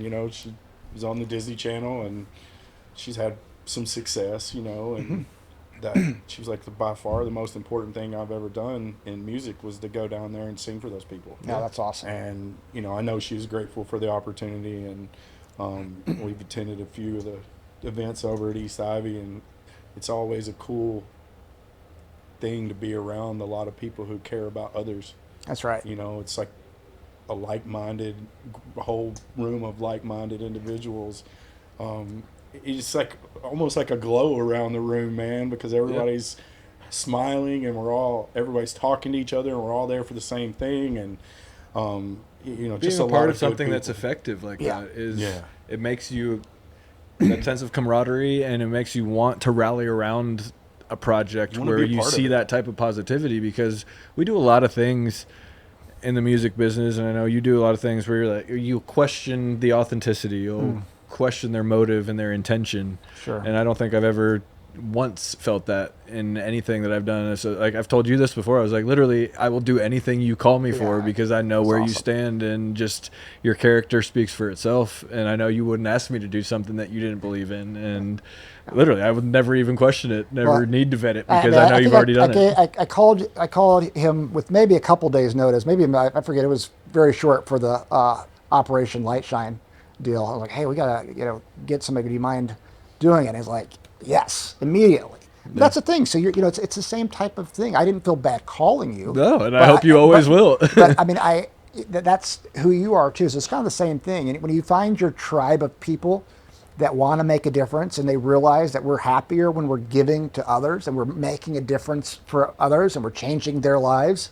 Yeah, that's what life's about. That's what people miss, I think. Yeah. Because that is like the place of my happiness is when I 100%. see people get better, Yeah. or I know that I help them. And I take it hard when I'm not able to help people. Yeah. Like, that's the part. We're not. We've never been very good at curing cancer. That's like I always say, we're very good at extending life and increasing quality of life. We're really bad at curing cancer. And that always kind of bothers me. I want to get to a point where we cure it one day. And you think about what it's going to take to do that, and a lot of people would say, well, that's too crazy of an idea. I really think that we have a chance of doing it. Right. Our team, with all the different research partners that we have, the group, have a chance of doing this. And so, what's the impact, obviously, that makes? It's like, we don't even know. You can't imagine how awesome that'll be if we're able to cure rheumatoid arthritis. I mean, dude, you change lives. it's Millions unbelievable. of lives. Yes, and I think we can do it, man. And life is such a fickle thing, man. Like, when you lose the quality of it, it doesn't really feel like life anymore. It's more Without your health, what do you have if you don't have it? Survival mode, Yes. like you're just surviving. You're not living. Yeah. And if you can give people an opportunity to live again, man, that's the biggest gift you can give someone. Yeah. Well, to me, I don't know. Are you all both Christians? Yeah. I am. Yeah. So I mean, like, you think about how Christ lived, and it was all about giving and giving and giving, and it really is the simple. Like, what would Jesus do? Like, I ask myself, I probably pray, I don't know, 20 times a day. Yeah, I do And too. a lot of the decisions, and I was talking to Chris about it a little earlier, as far as like, it's pretty stressful right now with all the stuff we got going on in my mind. I feel like I'm not able to think quite as clearly as I was able to a couple years ago. But now I just rely on, okay, God, what do you want me to do right now? I have no fucking idea. Like, please, Guide I'm me. going to do what you tell me Yeah. what you want me to do. And so, but generally, it turns out well. And he's actually never really steered me the wrong way, because even when we had obstacles and I was like, why are these obstacles there? It was too early. Yeah. We wouldn't have been able to do this 10 years ago. Yeah. We wouldn't have been able to do stem cells earlier. There's a reason for everything to happen. So things that hold us back now, I'm thinking, okay, well, there's a reason. God's got a plan. Right. And I rely on that. But that's the only way I'm able to deal with all the pressure, with running all these different things. But, the idea that goes back to also, what would Jesus do in giving back? Yeah. I mean, he's the ultimate person. He gave his life for us. Yeah. So, what should I give to other people? It's like everything. Yeah. One of the reasons that I've always enjoyed people would ask me when I was in the bar business, which I still am, but not like in depth as I was for a long time. They'd ask me like, well, what do you actually get from that job? And I was like, well, I get to help people through a transitional phase of life. Most of the people in my industry need guidance. They need mentorship. They don't really know where they're going. Some of them are single moms trying to make their way in this world. Some of them are trying to pay their way through school. So we get to help people, provide them a good income through a transitional stage of life. And then I also go out of my way to counsel them, like talk to them about what their major is if they're in college, talk to them about what their living situation is, and then, give some like heart guidance from the heart, not necessarily like, hey, this is how you get away from that, or this is how you move on to the next step, but like more encouragement, than anything. And then if you are a student of the Bible, then you know where Jesus hung out. He hung out in the taverns. Yeah. Well, most you can impact change and impact the most people in the places where the most troubled people are at. Yeah. So like the bar is the perfect place to start. I had a conversation with my pastor, Kevin Queen, the pastor at Crosspoint. Ran into him after Jason Whitlock podcast and got to talk with him for a few minutes. And, it's such a huge part, the spiritual part. If you healing spiritually can give you so much peace. Oh yeah. Even if you're going through like a terrible health situation or whatever, I always rely on my faith. You know, I mean, I think it's where it lies. You know, Yeah. you have to have faith. If you don't have faith, you're not going to heal. Yeah, that's right.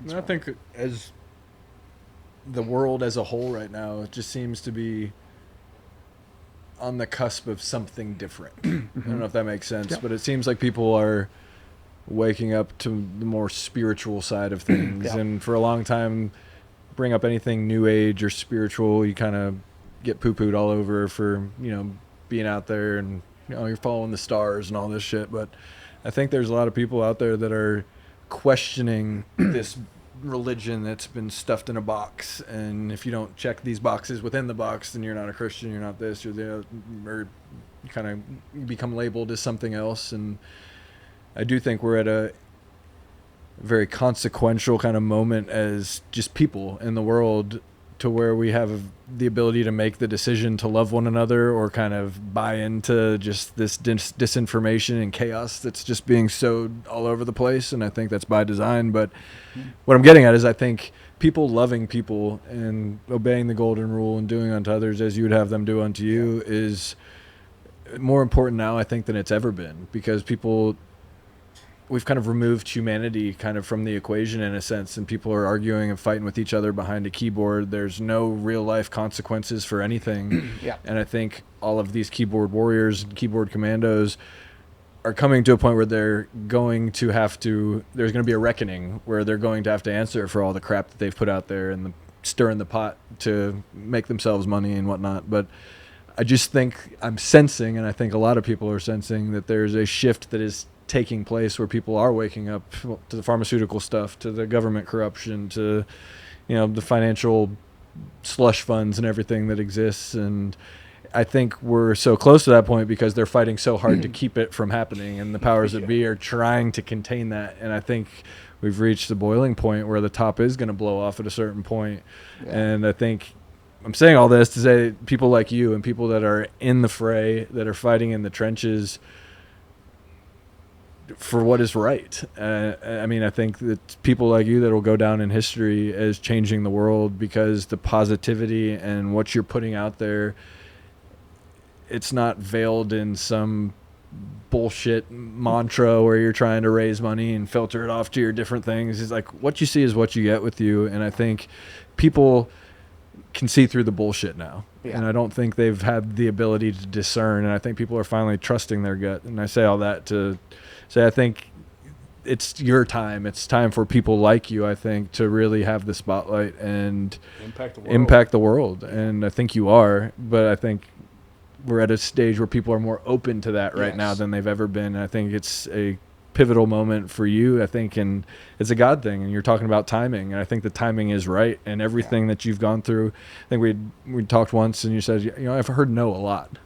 Of course. and, All the time. and it doesn't faze you. Yeah. It's like it's fuel for you. And I've heard no a lot too, and it's very discouraging. And I feel like I'd love to take a page out of your playbook and be able to stuff that deep down and use it as fuel to, you know, keep me going and really be the change that I want to see in the world. But anyway, say all that, just say I've been incredibly inspired by you over the years, and Thanks, man. I still am. Even just hearing you talk today, it's just you're on a different level than so many people, and your drive is something that everybody should pay attention to, because it's incredibly cool and inspiring. So Thanks, I've said that a few times during this podcast, but no, I it's, appreciate it, man. It's just I mean every do the word. I right really thing. do. It's actually easier to just work really hard and try to do the right thing. What's the right thing? Even if it doesn't serve, even if it hurts you. That's another thing, is that a lot of times we do things and we're afraid of the result if we're doing the right thing. But if I do that, then this is going to happen. But I mean, a lot of times we'll make decisions that are painful. They might cost us, you know, $500,000, or I mean, there's been just some things. But if you're always trying to do the right thing, you don't have to go back and remember what you were doing. Right. And, you know, it builds trust with people. People know that, you know, they can trust us. Scotty and Dedrick are the same way. If we say something, you know, we're going to do our damnedest to You're going to follow through. Exactly. You mean it. Yeah. 110%. And so, but, you know, do the hard things. You know, you got to do the hard things, even if they're not convenient. And, you know, I think that makes really all the difference. And Yeah. you know, the relationship thing, I can't say it enough, but like, you know, we're so blessed with great friends, and we have such great people around us. All of us do. Yeah. And you know, it's important to be able to inspire our friends to think bigger, because you know, rising tide raises all ships. I mean, the Yeah. more all of us can do, the bigger impact that all of us can make, the more access we have to make an even bigger impact. I mean, to think that, you know, we're one person away from, you know, Trump basically as a Yeah. president. That's wild to me Yeah. to think. Just like I know people that know Trump, like, you know, he's the president. I never knew somebody that knew Obama Yeah. or Biden Yeah. or anything like Same, that. yeah. You I've know? got several friends Yeah. who know him You and can- have interviewed him. Yes. I mean, like Yeah. my boy, you know, Matt Lyda, he's got the 6 Feet Under podcast with The Undertaker, and Trump went on their podcast, and this is one of my homies that I talk to every week. Yeah. Like, and he's a goofy son of a bitch. Like, and one of my favorite people to hang out with for that very reason. But, like, Trump sat down with him. Yeah. Sat down with him for an hour and a half, and, you know, I mean, like, just, we weren't in a world where that could ever happen Yeah. No. before. But And now it's it can. incredible. Well, I mean, even my story with Trump, like, oh, yeah. went and played his rally in Butler the second time when he came back after the assassination attempt. And then I have a friend that works on the campaign. She's sold my mom's house for me, and last minute, my son like comes downstairs crying. He's like, "Dad, can I please come?" Like like he's never asked to go to a show, Yeah. like, but he wanted to come to How this. proud of you were that? Oh, it was incredible. Yeah. But awesome. like, so I'm like, all right, well, let's go. We're leaving in like 20 minutes. Yeah. So get in my truck, drive all the way to Butler, Pennsylvania. And I was like, you know what, like, I don't know what the rules are back here. Like, it's super strict backstage. I don't even know if he'll be able to go back there with me. He's like, it's cool, whatever. And he went upstairs before he left and grabbed an American flag hat.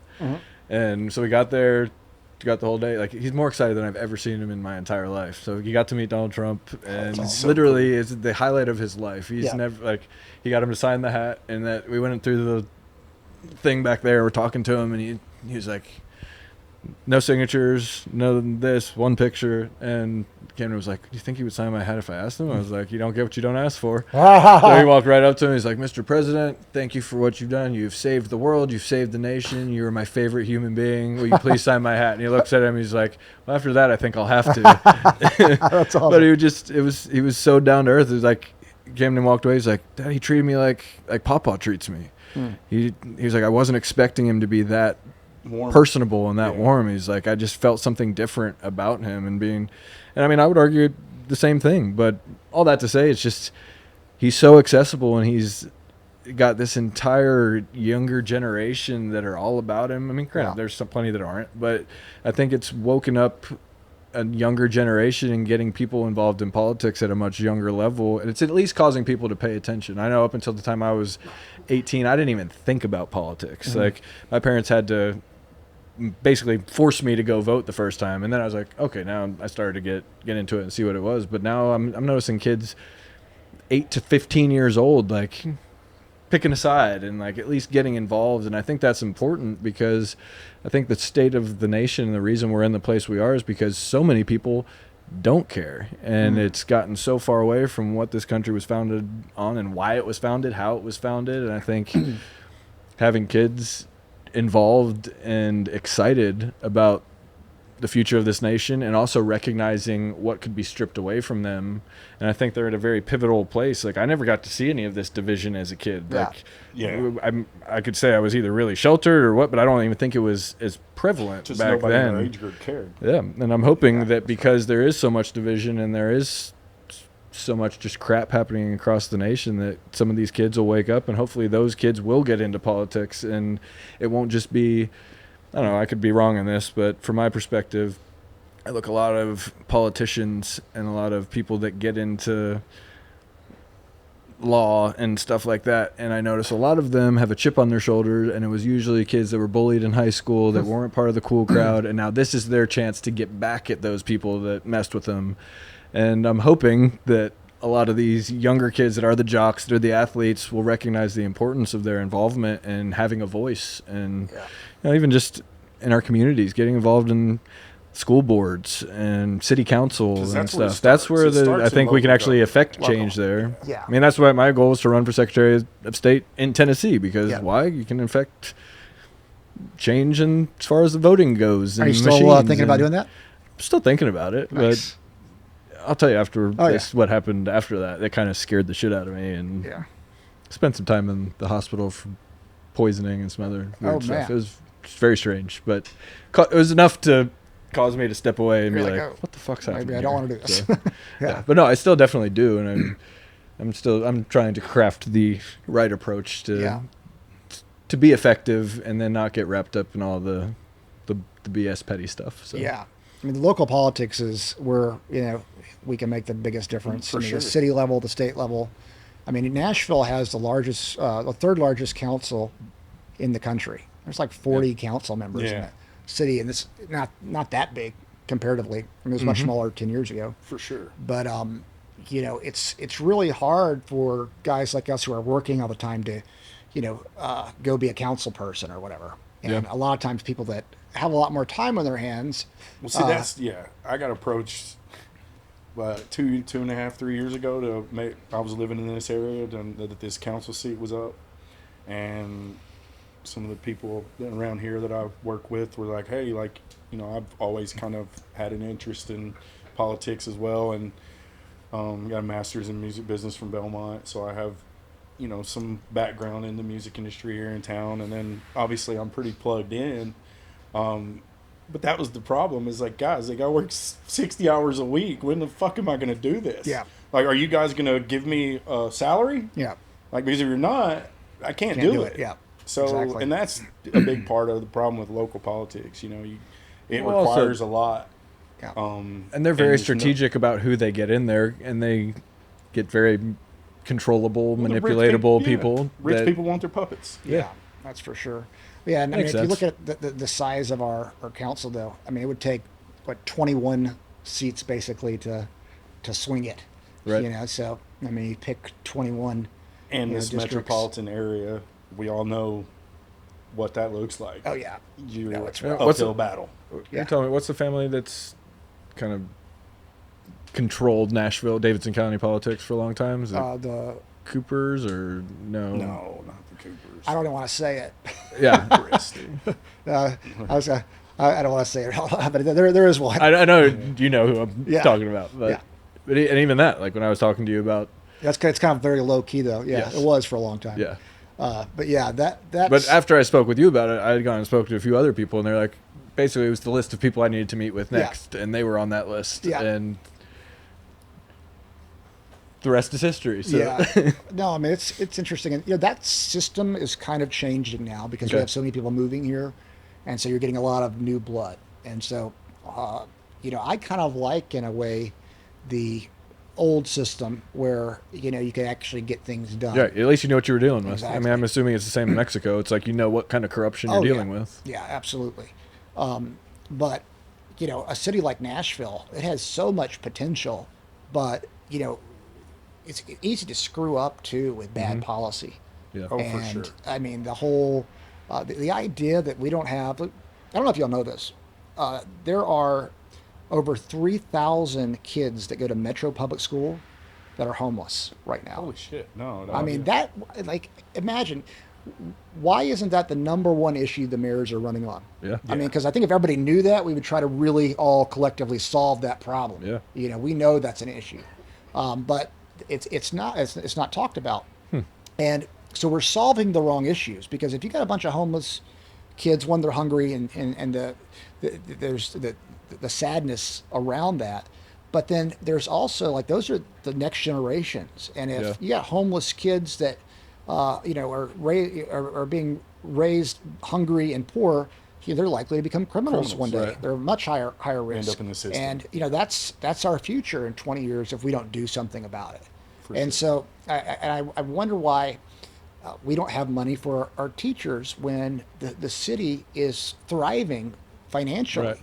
But why are we having budget issues? Like, it doesn't make any sense to me. No. And I haven't gone through the numbers of the city, so I don't know it, like the back of my hand or anything. But it's just looking from the outside, saying there's something wrong with this, with the growth that we're having, that we're actually having financial problems, in the city. But a lot of times they make deals with these different groups, and they say you don't have to pay taxes or whatever. Right. But if they're not paying taxes and our teachers are underpaid and we have starving children, there's something wrong with that. Yep. If you ask me, Yeah, I think every state and even city, especially big metropolitan cities, should have a Doge. There should be a Department of Government Efficiency in every major city and in every state. Because I guarantee you, what they found at the federal level, I think it's easier to pull the wool over the people's eyes at the city level and at the state level. Interesting. Is easier than it is at the federal level.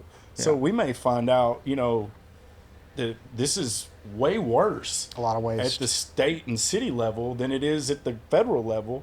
And that's insane because it's pretty freaking out of control bonkers at the federal level what they spend money on. Oh, yeah.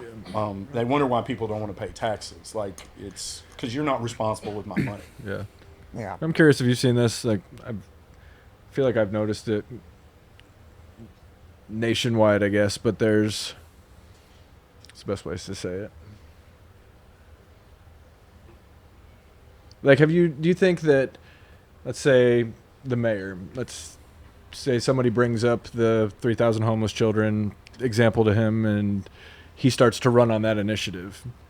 Do you find, or have you seen, do you think that in politics that they will raise an issue like that, run on that issue, but then never actually put any of the funds towards fixing this said problem because it's a good platform to run on, and then as long as you keep this problem in existence, it always gives you something to stir the pot and get people to, rally behind you if you claim you're going to fix it. I mean, obviously we see it in government all the time. As people run on a platform, they're going to fix this, and then they don't ever do it. But it seems to me that it's by design to keep things from being fixed, because if you have a problem, it gives you something to run on and to raise money to fix, and then you can just take the money. I mean, I think we saw that with the Democratic Party the last 10 years. Basically they use identity politics to tear people apart. It's like the flavor of the month, the oppression Olympics. Like, people are like fighting to be the most oppressed and those type of things. And they're using it in that way. Where they'll make these issues but do nothing about it, or something like Black Lives Matters, where from the outside initially it's like, okay, I mean, we should take care of, look at the abuse that's happening with cops and black people and those type of things. But then it gets turned into, if you don't put a black box on your Instagram, you're a racist. Yeah. And so, outrageous, these ideas that I think we should be talking about openly, non-judgmentally towards different viewpoints, they make it an issue to cause division. I think that's the biggest problem in politics that I see. Something like the children, the 3,000 children, I mean, I would hope somebody would run on that platform, but have a plan to actually fix it. And if the people voted on with that mayor, I think the people would be behind it enough to make something like that happen, because they would hold them accountable, especially at a local level. That's where you do have, some say. So I would love for somebody to really run on tackling that. Republican, Democrat. I mean, Nashville's nonpartisan. Who wouldn't rally behind that? Of course. I think everybody can agree that that's an atrocity. We should figure out how to get these kids sleeping with a roof over their head. But you still got people that support 8 and 9 month old or 9 month abortions, and you still got people who want to mutilate kids. So there you go. That's why that's the biggest problem. Like, there's no meeting in the middle ground with some of this stuff. Right. Like, I've always been kind of a moderate. Well, you basically took all these people who were moderates and you eliminated them from ever voting for your side. You more or less radicalized them by taking away the shit that mattered the most to them. Yeah. And then the other side picked it up. Like, if you look at what Trump ran on, he ran on the same stuff that Bill Clinton ran on. Yeah, a lot of it. Yeah. I mean, like, all of it. Balanced budget, basically. You're it's like, what crazy, and it's just like, that ain't your grandma's and your granddad's Democratic Party no more. No. That's something else. The Democratic Party, they've lost their damn minds. It's insane. Seeing what they did with the trans movement and the mutilation of kids, and suggesting that these puberty blockers, were a good thing, and a kid that's 9 years old can decide if he's I'm a woman, and is getting brownie points at school, for, doing that. You're so courageous. Yeah, be who you are. I mean, like, it's insane.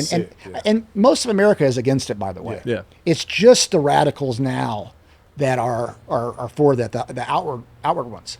And there's probably, maybe 35% of our society that's for that.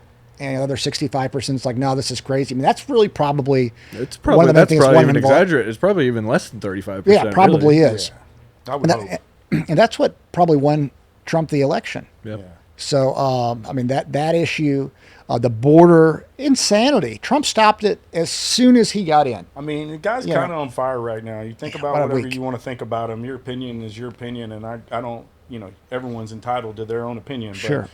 I mean, the dude's stacking up wins, man, and the wins are impacting our country in a positive way. So Absolutely. say whatever you want to say, man, but Yeah. the shit's working. The tariffs are working. they are. The border policies are working. Like, and he's still not doing anything different than Obama or Clinton or some of those guys when it comes to a lot of those policies. Yeah, It's absolutely. just that side has morphed into this other thing of basically extremism. Extremism. Yeah. And And it's just proven how stupid the majority of humans are and how gullible they are, that as long as you press the right buttons and blow the right dog whistle, they're going to respond and they're going to react. And Yeah. people are making fools out of themselves. It's sad, but I'm also grateful for it because the writing's on the wall. It's like, if you don't know what you're getting into, I mean, that's on you, because Yeah, you can tell everybody's now putting who it the out really there. crazy people are. Yeah. I mean, quickly.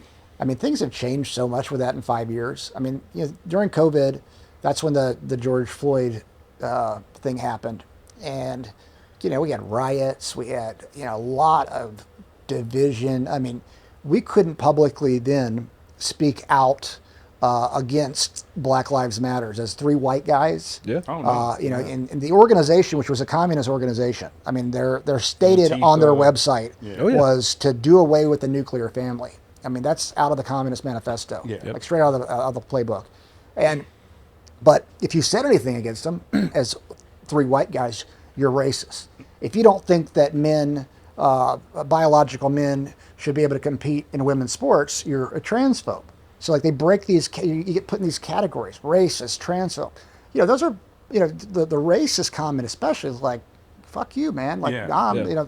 but they just throw it out there. And, and if you really look at it, and there's like statistics that are showing this, liberal white women are the most miserable. Yeah. They're miserable. They're depressed. And that is really who's driving this. And I think that what they say is actually racist. When you're saying someone who's black doesn't have the ability to get an ID, like, what do you mean they don't have an ability to get ID? They're to, not smart to enough? vote? Like, Yeah. what are you even talking about? It's ridiculous. Yeah, like they don't have to have an ID to get a driver's license or to buy a beer or to buy a cigarette. No, you have to have an ID. Yeah, they can absolutely get an ID, and that's their best argument to Yeah, it. it's Like, it makes no sense. Oh no, that's racist to make them have an ID to vote.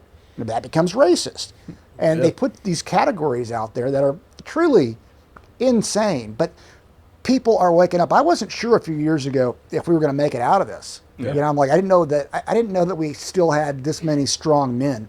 Men are fighting back. The kids, the young men now are fighting back. I'm like, yes, show some damn masculinity. Well, the only way you change anything in this world is through strong men. Yes. I don't care what anybody says, and that's no knock on women, but the only way to affect change in this world is through a bunch of strong men, Absolutely. like-minded. So, Yep. And that's kind of that's what we got what now. Yeah. That's it, and man. what you're I doing mean, yourself. strong, like-minded men that are Yep. not going to stand for other, even not our own kids, other kids being mutilated. Yep. I'm sorry. I'm not going to publicly say that I support, a child taking hormone blockers when they're 9 years old, and you're trying to convince me that they actually know what they're doing. They understand. Like, come on. It's absurd. It's Well, absurd. for how many years in school did my own teachers tell me, like, that's great that you kids have your opinions, but you know that as a man, your mind's not fully developed until you're in your 30s. Yeah. So I've had that beat into my brain since I was a kid, and now you're telling Except me for that, this. except for this, Except you can if go wanna chop cut off your chest. penis, Yeah, exactly. then by all means, you go right ahead. Yeah. But I mean, how crazy is that? wild. And you know, a lot of people don't remember this. The first arguments for the trans biological men competing in female sports, they were saying that scientifically there was no difference, and we weren't trusting the science. That was the initial argument of it. And I'm like, oh man, like Dude, I didn't even know how to respond because like it's so crazy. remedial biology. Right. If you can understand XY chromosomes, then you should be able to understand that there's no way a man can't be different from a woman. No, and they were citing this study out of San Francisco, and I forget the details. It's been so many years, but it was something about men and women competed, and the women ranked as high as men. It's like, well, yeah, like that can happen, but the fastest sprinter is always going to be a man. There's a reason that a woman isn't in the top 100, or high school national champion sprinter is going to beat the fastest woman in the world. That's so. The logic was crazy. It took a lot of us a while to know how to even argue it because it was so obvious. I was confused. I'm like, Why are we even talking about how this? do I even say this without like? How do you not just know? It's so I obvious. feel like the whole trust the science phrase is a psyop in and of itself. Yeah, buddy. Because isn't science just, I mean, the best guess? Right. I mean, Well, so, I mean, with yeah, the trust theory and everything to support it. Yeah, But you got to I mean, have a it's hypothesis and trust and verify do the it. scientific method, Right. And it's always changing. But trust the science. If you don't trust the science, you're dumb. Like, oh, you're not trusting the science. But I would argue, well, which version of the science would you like me to trust? What you're telling me is right now, or what was the science 10 years ago? And if Right. it's always changing, shouldn't I be able to just latch on to any of the science that I want and Well, that's start the from other there? one. With COVID, what we saw was, we were right about a lot of it, and I got shadow banned. I mean, I started speaking out in March of 2020. This was before the vaccine. I'm like, Yeah. the death rate is not near as high as they're saying. Yep. If you look at these different categories, this is the age that's most affected. It's pre-existing conditions, age. There's factors that increase people's risk. And people are like, oh, you just want people to die. Like, no, that's not at all what I'm saying. I'm saying that we should actually look at the data, and you can learn a lot from the data. I did a comparison. I was interviewing the head of the coronavirus task force in Davidson County, and I had run the numbers, and they had East Ivy, the event centers in Nashville shut down. So I was trying not to go too hard at this guy. I was being respectful. It was kind of early on.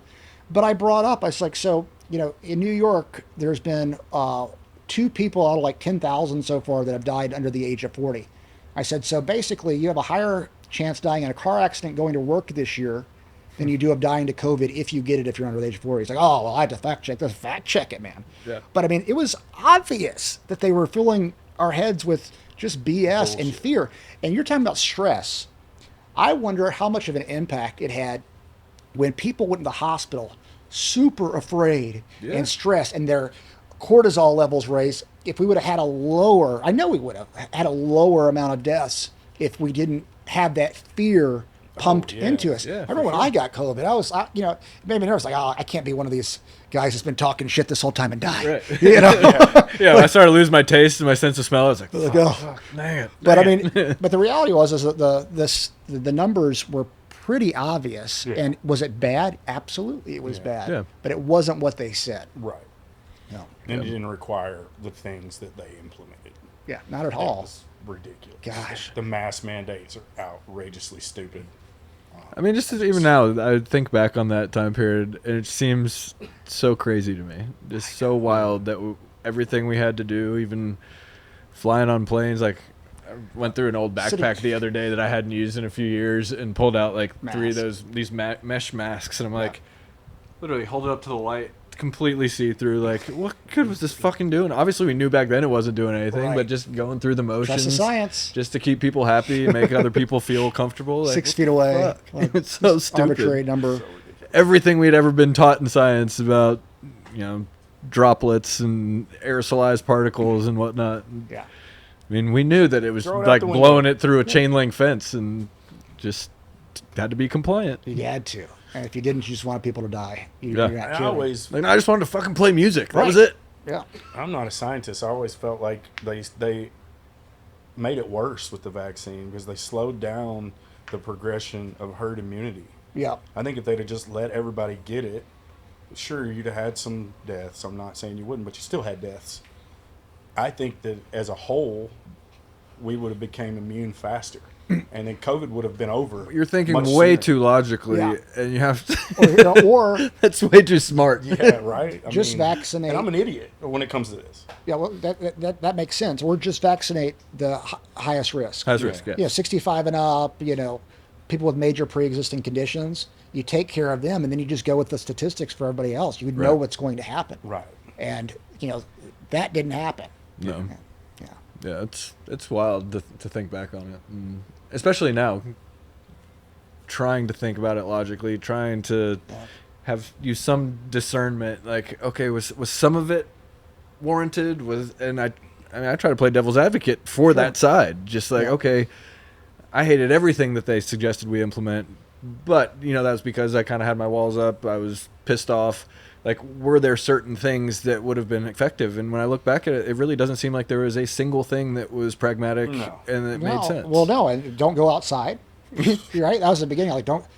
What are you talking about? Vitamin D. If they would have just told everybody to take vitamin D, you would have had a lower death Well, I rate. mean, if you just look at some of the protocol, D3 or K, whatever it is, D3, and K2, that like I took a ton of it. And Yeah. I'm thinking, okay, if this was effective, then granted, I spent a ton of time outside, but all those people with, that are immunocompromised and whatnot, what does every doctor tell them to do? Get out in the sun, Get go out in hike, the go sun. walk, go. I mean, it would have made a huge difference if they would have all taken vitamin D and or went outside regularly. I mean, think about obesity was one of the biggest risk factors for those that were dying of COVID. Yeah. And if as soon as COVID happened, they said, look, and you could tell by the data too, even early on that was a big risk factor. If they would have said, look, you have a much lower chance of dying if you go and get healthy. So the most important thing right now is for you to get outside, get exercise, be on a good diet, be as healthy as possible, and you will drastically reduce your risk. We don't know how much you can reduce your risk, but it's going to make a big difference. It would have made a big difference. I think people would have been so afraid they would have done it. Yeah. But, I mean, it wasn't that. It was stay inside and, wear your mask and, hate other people that had different viewpoints. And, You do all these unhealthy things in hopes that you become healthy. Exactly. Yeah. That doesn't. Yeah. So Makes counterintuitive. sense. Yeah. It's wild. But What do you think the next wave of craziness that the government would throw at us could potentially be? oh man, gosh, I don't know. I hope there's not some type of You and me attack both. on the Like on false the flag US. shit. That's my biggest Yeah, concern. that worries me for sure. But I mean, Trump, I think he's showing that he wants peace. Yep. When he first dropped that bomb, I was like, Yeah, I was a little skeptical nervous. for a minute there. But then I went back and watched a bunch of his previous speeches, and he always was consistent with that Yeah. they can't have a nuclear weapon. So I'm like, okay. But it still made me really nervous. But hey, it seems to have turned out really good. Yeah. He I mean, just signed that peace treaty in Rwanda and Congo last Saw week. that. That's a They've been big fighting for 30 deal. years, 30 yeah. years. So I think he's really looking for peace. If he can figure out this Ukraine-Russia thing, Dude, they better give him the Nobel Peace Prize. he should. He should have got it for the Abraham Accords in his Without a last, doubt. in the last term. But Yep. I mean, the tax bill, not a big fan of it. It's got a lot of meat in there. Yeah, And- that thing is, it's one of the, that's just a political thing in my opinion. Like, he realizes that if he wants to get the good policies implemented, he's going to have to give them some crap. Yeah. And that's, I think that's where him and Elon had the fall. Oh, yeah, out. for sure. And I think Elon has now realized, like, okay, at some point you do have to play ball. Like, Yeah. if you want to get anything done, because you're still dealing with our system. Yeah. Like, you can't just throw the Senate and Congress out of everything. If you could, great, but you can't. So you're going to have to deal at some point. Just hopefully you don't compromise on the things that are just outright evil and disgusting. And for me, seeing all these rhinos freak out about it and the left, then sure, yes, it looks like there's a shit ton of pork in there and that it is going to do a lot of bad, but it seems like the good far outweighs that. Oh, it's still a better bill than has And come I'm also in a number curious of years. what could be coming that maybe there's very few people that are privy to. Trump probably being one of them, knowing that he probably has to get this done in order to affect certain changes Yeah. policy-wise. So I think maybe he's willing to make some concessions in places. And then, again, none of us know what's going to happen months down the road. Yeah. Maybe he's aware of something that is coming down the pike that he had to get this done now in order for certain things to play out the way he's going to need them to. I mean, people look at him and they're like, oh, he doesn't know what he's doing. I mean, the guy seems pretty calculated to me. And I think a lot of what we see and what, the things about him I don't like, I think those are exacerbated, obviously, and the other side wants us to hate him for those things. But I think there's a lot that Trump, I think he's smarter than a lot of people give him credit for, and I think he kind of plays dumb and plays that, well, I don't know kind of thing. Yeah. We'll see.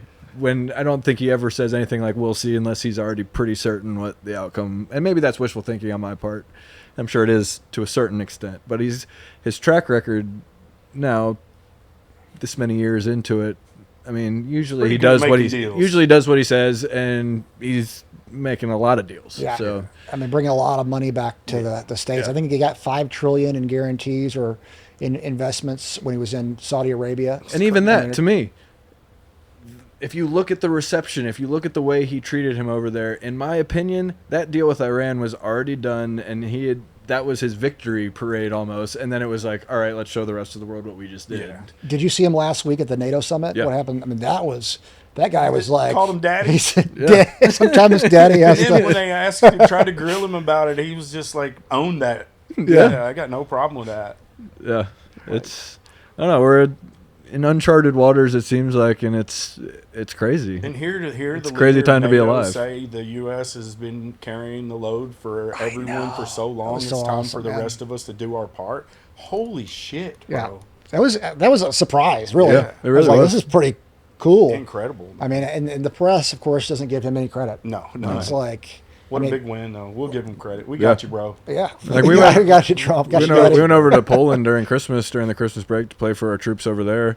Then we went back and we're in Austria and Germany and played over there again.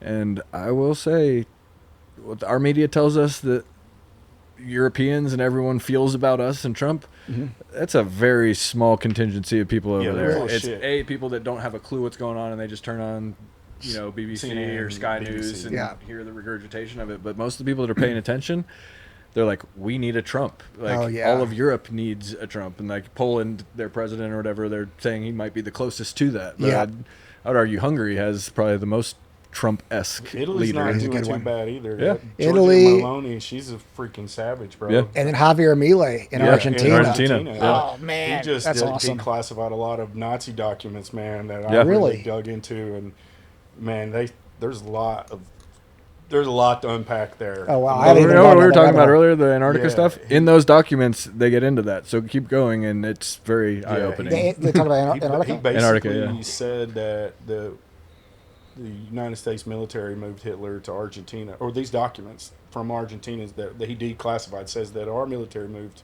Hitler to Argentina. He lived out the rest of his life for like 20-something years in Argentina, had 2 more daughters in Argentina. So my question immediately was, okay, which one of the daughters was Angela Merkel? Why? That's funny. That's a rabbit hole you should go down. That's a good one. Why would our government protect him? Well, for me, there's only 2 conclusions. There, either he didn't do what they said he did, or he's working for us. Which are both terrifying when you look back at the course of history. Like, and I don't know. I wasn't there. I can't speak to any facts from things that happened in those times. But, man, if that's true, if Hitler was moved to Argentina and lived his life out there and was allowed to live a normal life, have a family, and he did all these incredibly terrible things, like, you'd think the best thing for the U.S. would have been to hang him from a post. Yeah, I mean, I think he could have done all those terrible things. I mean, I think, the Holocaust Act, obviously. Yeah. But it's, there could have been reasons, like, for instance, he could have made a deal that said, okay, I need to escape, stage my suicide, and I'll end this thing so you don't have to keep fighting. Right. I don't know. Yeah. But, I mean... Definitely possible. I mean, it could be any number of things that could have potentially happened. Like, we're none the wiser. I mean, to the victor goes the pen. So... there you go. I mean, there's a lot of truth to that. You wonder about how much of our history has been... real. Yeah, exactly. Yeah. Exactly. I was listening to this girl that I've listened to for a long time. She does like a 3-hour podcast every day, and she's incredibly intelligent, former naval intelligence also, but... she was talking about the Bible. She was like, we have all these pastors and preachers that'll go up there and just hem and haw about the infallible, inspired and inerrant word of God. Mm-hmm. And she takes the NIV translation and then goes back to a Hebrew translation. She's fluent in Greek, Hebrew, Arabic, and she starts reading them. And she's a linguist also, so she's translating and giving context to what these words meant at the time. Oh, interesting. She's like, all right, this is my representation of this based on my linguistic skills and what I've been taught and what I've learned. And she reads one translation, then reads the other. She goes, I just told you two completely different things, didn't I? She was like, now we're fighting holy wars based on these scriptures. That's a genius move. Of course a king would go in there and alter a text to, make sure the outcome suits him. Yeah. I mean, and for us to think that that's impossible, that this writing on a page is so magical that it cannot be altered or changed, I think that's almost a psyop, that we've been psyoped and been convinced that God's word is so holy and so magical that it will transcend all translation in this, and it's just never made sense to me. I mean, we're human, we're fallible creatures, and maybe sure we're inspired in doing the Lord's work, but there's going to be mistakes, there's going to be misinterpretation. So it's always, Christianity and organized religion has always kind of put a weird taste in my mouth, just because I've seen, at least in my situation in the church, how people would use faith and the gospel to manipulate people to get the outcome they wanted.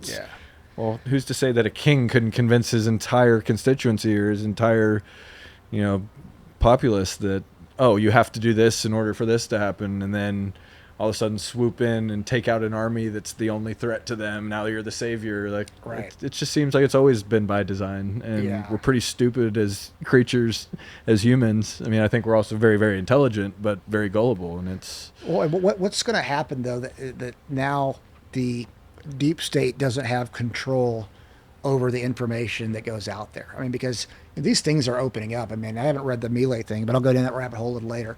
But, definitely. I mean, what are they going to do? Because, I mean, even if you look at the history of, our CIA, I mean, what happened with JFK, it's obvious now that it wasn't just one shooter, and who knows the real story. Look at things like MK Ultra, where our own CIA were literally programming people to be, killers or to be, Manchurian candidates and those type of a things. Sleeper agent. Exactly. I remember when Stranger Things came out, I started watching that and then researched back. So my whole family's from Long Island, New York, and me and my cousin went out to Montauk, and there's that lab out there that's where the lab in Hawkins, Indiana is based on the one in Montauk. And they were literally doing all those experiments on the minds of youth back then out there. And it's, you tell the right person that and they'll freak out and be like, oh, no, you're crazy, you're uber conspiracy theorists. Like, no, there is government documentation of this happening, and it's wild to me that people deny it. Yeah, they deny it even though it's been, confirmed. And our government literally released the papers that says this is what we're doing, and people are like, nah. Yeah. Wow. It's insane. It's been awesome chatting with you, brother. I really appreciate you coming in to hang. Oh, good. Well, we appreciate you. Thanks, guys. I appreciate you having almost me. 2 hours in. Yeah, this is a good one. We could sit here for all day. I could ask you probably 50 more questions to keep going for a couple more hours. We'll have to bring you back after the remodel of the clinic is done and stuff. We'd love to bring you back to talk about that. And guys, please look him up. Ed Clay, he's doing wonderful things out there in the world and really making a huge difference and an impact and improving people's lives and quality of lives. And we need more guys like Ed for sure. Thank you, man. Thank you both. Absolutely. Thank you, man. Appreciate you, brother.